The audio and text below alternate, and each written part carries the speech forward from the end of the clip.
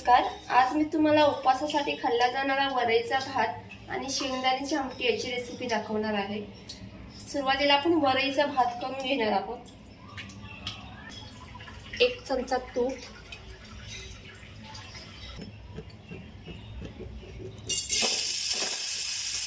त्यामध्ये वरई घालायची आहे, छान भाजून घ्यायची आहे।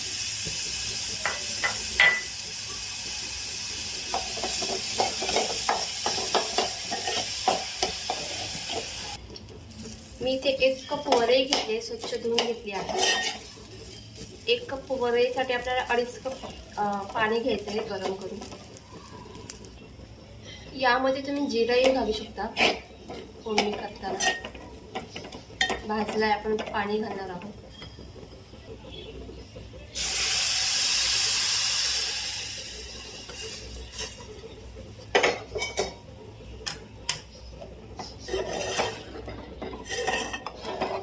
चवीनुसार मीठ घालायचं।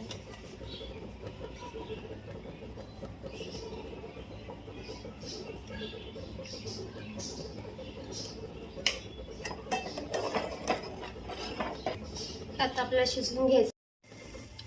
ते शिजला आहे भात, आपण झाकण ठेवूया 4-5 मिनिट। शेंगदाणा भाजून घेतला आहे, 1 मिरची, खोबरं, ओलं खोबरं,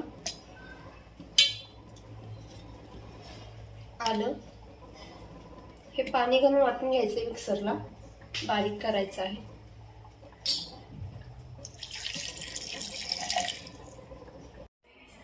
इथे पेस्ट तयार आहे, आपण आता आमटी करून घेणार आहोत।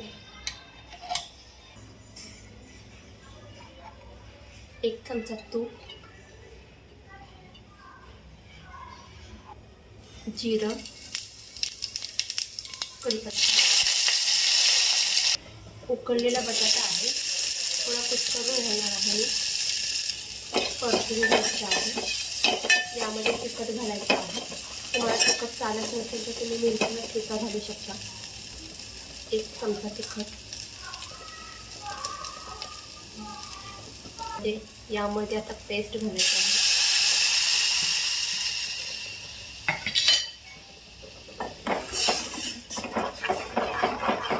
अजून पाणी घालून आपल्याला पातळ करायची आहे।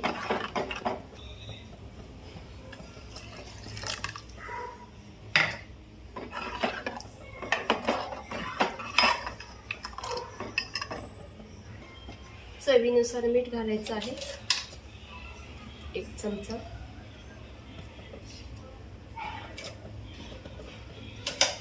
बारीक चिरलेली कोथिंबीर,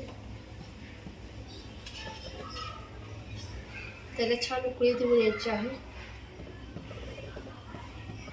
आमटी तयार आहे।